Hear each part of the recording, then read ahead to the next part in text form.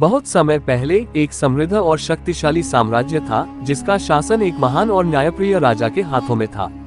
राजा की पत्नी रानी मीरा अपने साम्राज्य के प्रति समर्पित और अपने लोगों के लिए अत्यधिक प्यार करने वाली महिला थी। उसका जीवन संतुलित और शांत था, लेकिन एक दिन एक दुखद घटना ने उसकी दुनिया को हिला दिया।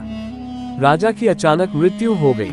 किसी को नहीं पता था कि यह मौत प्राकृतिक थी या कोई साजिश, लेकिन जैसे ही राजा का निधन हुआ, साम्राज्य में अराजकता फैल गई। दरबार के कुछ मंत्रियों और अधिकारियों ने साम्राज्य की कमजोर स्थिति का फायदा उठाने की कोशिश की। भ्रष्टाचार, धोखाधड़ी और स्वार्थ ने धीरे धीरे साम्राज्य की नींव को कमजोर कर दिया।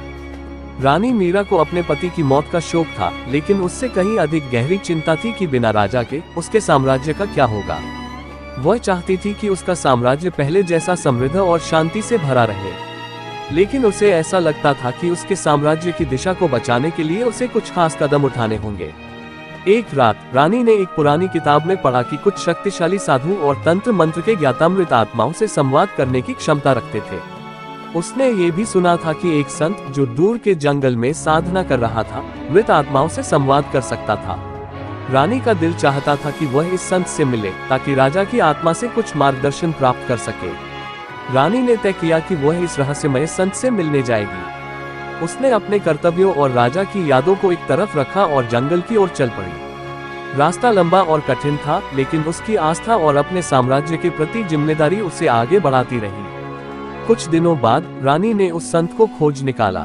संत बहुत साधारण दिखता था, लेकिन उसकी आंखों में गहरी समझ और रहस्य था। रानी ने संत से अपनी समस्याएं साझा की और कहा, मुझे अपने राजा की आत्मा से मार्गदर्शन चाहिए। मेरे साम्राज्य को संकट में है और मुझे नहीं पता कि क्या करना चाहिए। क्या आप मेरी मदद कर सकते हैं?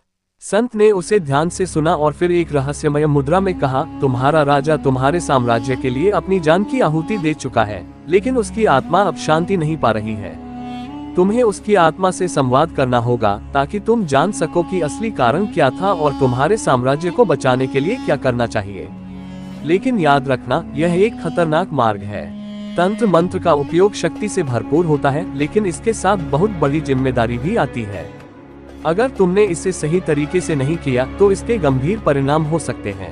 रानी ने संत से तंत्र मंत्र के बारे में जानकारी ली और उसकी सारी बातें ध्यान से समझी। संत ने उसे एक रहस्यमय मंत्र दिया जो केवल पूर्ण विश्वास और ध्यान से ही प्रभावी हो सकता था। रानी ने संत की सलाह मानी और इस मंत्र को सही समय पर पूरी निष्ठा के साथ करने का संकल्प लिया। रानी रात के समय अपने महल में एक अंधेरे कमरे में गई। वहां उसने सारे दीपक बुझा दिए और कमरे में गहरी शांति छा गई। रानी ने मंत्र का जाप करना शुरू किया। मंत्र का प्रभाव धीरे धीरे बढ़ने लगा और अचानक कमरे का माहौल बदल गया। एक ठंडी हवा चली और रानी के सामने उसके मृत पति राजा की आत्मा प्रकट हुई। राजा की आत्मा ने रानी को देखा और कहा, प्रिय मीरा, तुमने मुझे पुकारा और अब मैं तुम्हारे सामने हूँ। तुम्हें जानना होगा कि मेरी मृत्यु एक साजिश का परिणाम थी।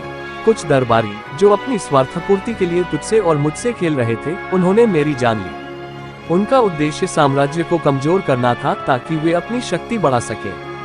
रानी हैरान और दुखी हुई, लेकिन उसने राजा से पूछा, प्रिय, हम अपने साम्राज्य को इस संकट से कैसे उबार सकते हैं? हमें क्या करना होगा? राजा की आत्मा ने कहा, तुम्हें मेरे पुराने खजाने और पवित्र ग्रंथों को ढूंढना होगा जो इस राजमहल में कहीं छिपे हुए हैं। ये ग्रंथ और खजाना तुम्हारे साम्राज्य को फिर से समृद्ध बनाएंगे, लेकिन तुम्हें ध्यान रखना होगा कि रास्ते में बहुत सारी बाधाएं आएंगी। तुमसे धोखा देने वाले लोग भी तुम्हारे रास्ते में होंगे। तुमसे हर कदम पर सावधानी बरतने की आवश्यकता होगी। रानी ने दृढ़ निश्चय किया कि वह राजा के आदेशों का पालन करेगी और खजाने और ग्रंथों की खोज में जुट जाएगी। उसने रातों रात काम शुरू किया और महल के हर कोने, हर छुपे स्थान की तलाश शुरू कर दी। कई दिनों तक मेहनत करने के बाद रानी ने एक पुरानी तिजोरी पाई जिसमें राजा के खजाने और पवित्र ग्रंथ थे। इन ग्रंथों में साम्राज्य के लिए आवश्यक मार्गदर्शन और मंत्र थे, लेकिन रानी की यात्रा इतनी आसान नहीं थी। उसे अपनी विश्वासघाती मंत्री, जो साम्राज्य की शक्ति पर कब्जा करना चाहते थे, से भी जूझना पड़ा।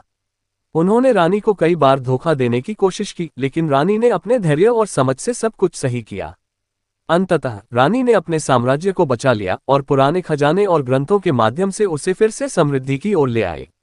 कहानी से सीख, विश्वास और साहस से किसी भी कठिनाई का सामना किया जा सकता है। सही मार्गदर्शन और ज्ञान से हम अपनी सबसे बड़ी समस्याओं का समाधान पा सकते हैं।